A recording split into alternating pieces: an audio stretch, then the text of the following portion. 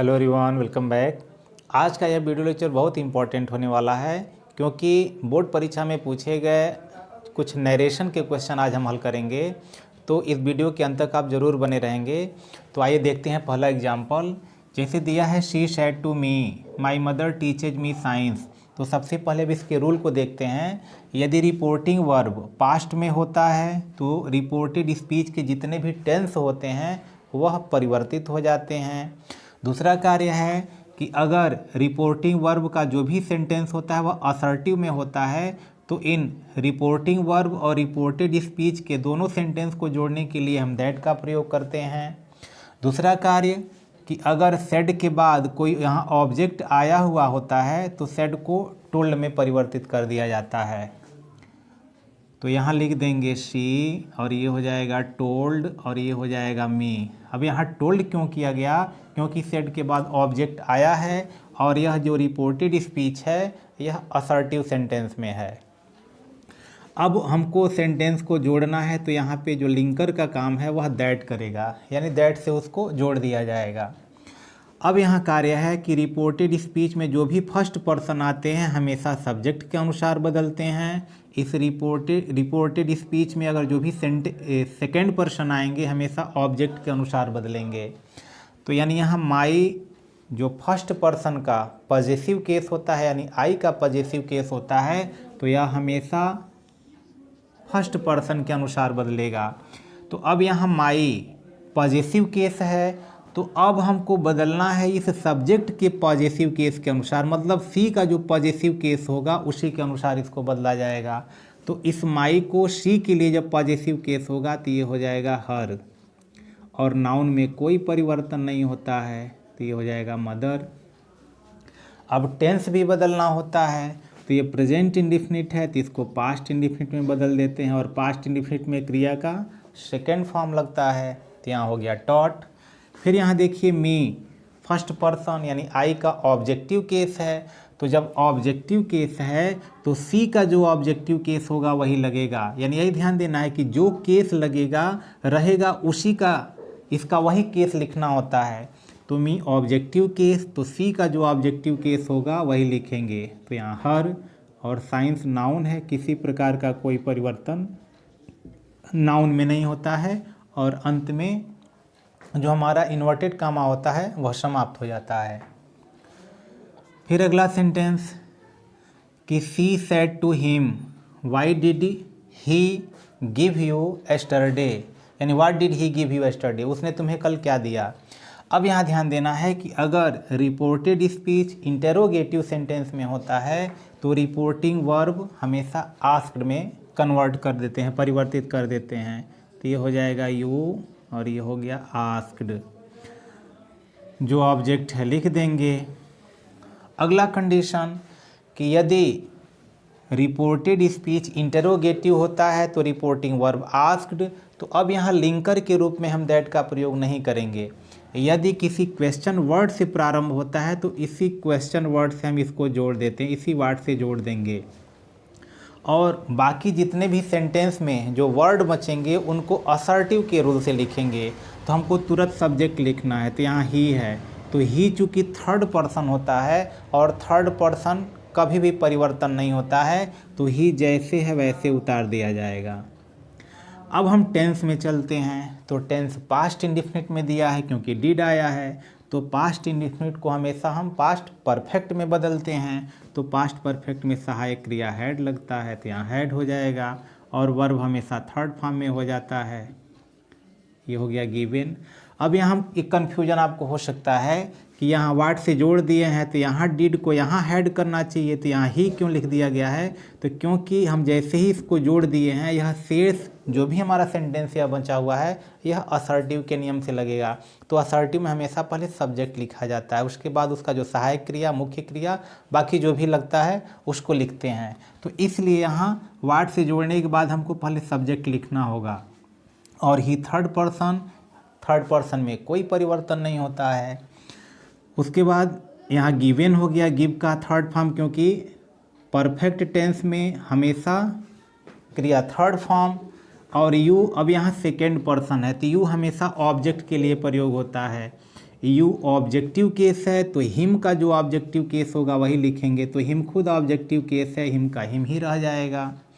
उसके बाद है एस्टरडे, तो एस्टरडे को जब हम कन्वर्ट करते हैं तो ये हो जाता है द प्रीवियस डे, ये हो जाएगा प्रीवियस और ये हो जाएगा डे और फुल स्टॉप लग जाएगा कि यू आस्क्ड हिम, वाट से जोड़ दिया गया, ही थर्ड पर्सन है, ही जैसे वैसे उतर जाएगा। टेंस पास्ट में है, पास्ट इंडिफिनिट में, तो पास्ट परफेक्ट में जाएगा तो ही के बाद तुरंत had, verb third form. You objective case है, सेकेंड पर्सन, यह ऑब्जेक्ट के अनुसार परिवर्तित होगा तो हिम का जो ऑब्जेक्टिव केस होगा वह लिख देंगे, तो चूंकि हिम खुद ऑब्जेक्ट है तो लिख दिया जाएगा। एस्टरडे को द प्रीवियस डे बदल देंगे। फिर अगला sentence, the teacher said to us don't waste your valuable time. अब यहाँ जो रिपोर्टेड स्पीच है वह इम्पेरेटिव सेंटेंस है, तो इम्पेरेटिव सेंटेंस में यह जो रिपोर्टिंग वर्ब होता है या तो एडवाइज, रिक्वेस्टेड या ऑर्डर्ड में कन्वर्ट करते हैं। तो अब यहाँ देखेंगे कि यह सेंस क्या आदेश देने का बोध करा रहा है, निवेदन करने का या सलाह देने का। तो अध्यापक ने हम लोगों से कहा कि don't waste your valuable time, कि अपना कीमती समय बर्बाद मत करो, तो सलाह दे सकते हैं, आदेश दे सकते हैं या दोनों काम कर सकते हैं, दोनों में से कोई भी हम लगा सकते हैं। तो ये हो जाएगा टीचर, ये हो गया टीचर। ऑर्डर्ड भी लगा सकते हैं, एडवाइज भी लगा सकते हैं, तो एडवाइज लगा देते हैं। और उसके बाद यह अस, दूसरा कार्य अब जोड़ने का है। अगर डू नॉट से शुरू होता है तो डू नॉट को हम नॉट में परिवर्तित कर देते हैं और क्रिया के पहले टू, यानी टू, इसमें जो लिंकर का काम करता है वह टू होता है, तो टू हमेशा वर्ब के पहले ही लगता है, वह इन्फिनेटिव में कन्वर्ट हो जाता है, वर्ब हमेशा फर्स्ट फॉर्म में ही रहता है। तो यहाँ हो जाएगा वेस्ट। योर सेकेंड पर्सन का पॉजिटिव केस, तो सेकेंड पर्सन ऑब्जेक्ट के अनुसार परिवर्तित होता है, तो यह जो पॉजिटिव केस है तो अस का जो पॉजिटिव केस होगा वही लगेगा, तो अस का पॉजिटिव केस आवर हो जाएगा। और वैल्यूएबल टाइम जैसे है वैसे ही लिख देंगे, वैल्यूएबल और टाइम फुल स्टॉप। एक और इसका कंडीशन है कि जैसे ही डू नॉट आता है तो इसको हम फॉरवर्ड से भी बना सकते हैं कि द टीचर, अब एडवाइज हट जाएगा, यहाँ केवल फॉरवर्ड हो जाएगा, द टीचर फॉरवर्ड अस। अब नॉट, क्योंकि डू नॉट हट गया, केवल टू से जोड़ दिया जाएगा, the teacher forward us to waste our valuable time. यह दोनों तरह से बन सकता है।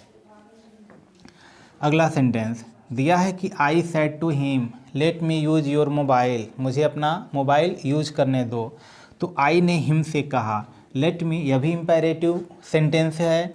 तो अब यहाँ देखेंगे यह निवेदन कर रहा है कि आदेश दे रहा है कि सलाह दे रहा है, तो निवेदन कर रहा है, तो यहाँ लिखेंगे कि आई रिक्वेस्टेड और ये हो जाएगा हिम। अब टू से इम्पेरेटिव सेंटेंस में जोड़ देते हैं, तो टू से जोड़ देंगे, लेट जैसे है वैसे लिख देंगे।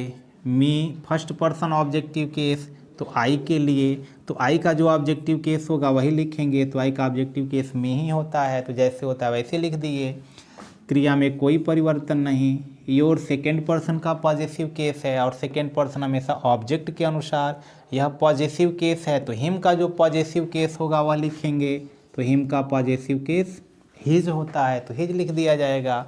और यहाँ मोबाइल जैसे वैसे लिख देंगे, यानी नाउन में कोई परिवर्तन नहीं करेंगे। ये हो गया मोबाइल और इन्वर्टेड कामा समाप्त हो जाएगा।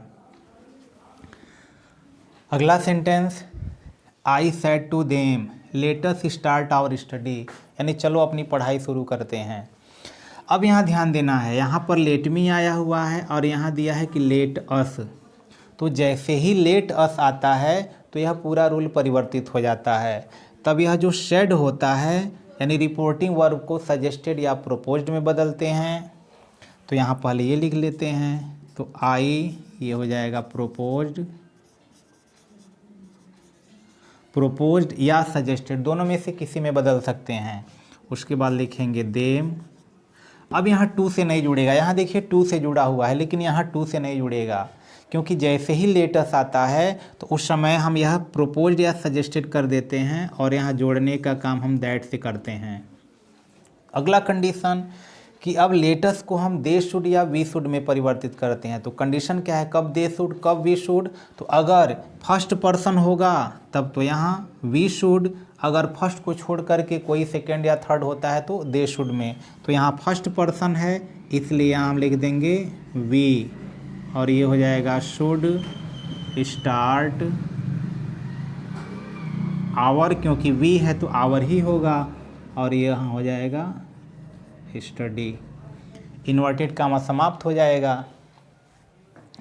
फिर अगला सेंटेंस है कि he said to her can you solve this question. ये डू हटाते हैं, डू नहीं है। Can you solve this question, क्या तुम इस सवाल को हल कर सकते हो।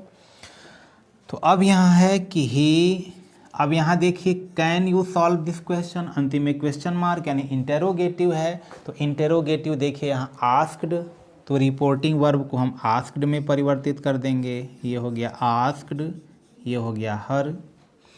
अब यहाँ जोड़ने का काम व्हाट से हुआ है, क्योंकि क्वेश्चन वर्ड से प्रारंभ हुआ है, लेकिन यहाँ हेल्पिंग वर्ब से प्रारंभ हो रहा है। तो जब हेल्पिंग वर्ब से प्रारंभ होता है तो हम जोड़ने का काम इफ़ या वेदर से करते हैं, यानी लिंकर के रूप में इफ़ या वेदर प्रयोग करेंगे। तो यहाँ इफ़ या वेदर दोनों में से कोई लिख सकते हैं, यह इसके लिए हम स्वतंत्र हैं। अब लिखा है यू, हमको सब्जेक्ट लगाना है। तो यू चूँकि सेकेंड पर्सन सब्जेक्टिव केस, और सेकेंड पर्सन हमेशा इस ऑब्जेक्ट के लिए आएगा। यह सब्जेक्टिव केस है तो हर का जो सब्जेक्टिव केस होगा वह लिख देंगे। तो यहाँ शी होता है, यह कैन उठ करके सब्जेक्ट के बाद चला जाएगा तो कैन का कुड हो जाता है। और मॉडल के साथ हमेशा जो वर्ब होता है वह फर्स्ट फॉर्म में होता है, तो ये हो जाएगा सॉल्व।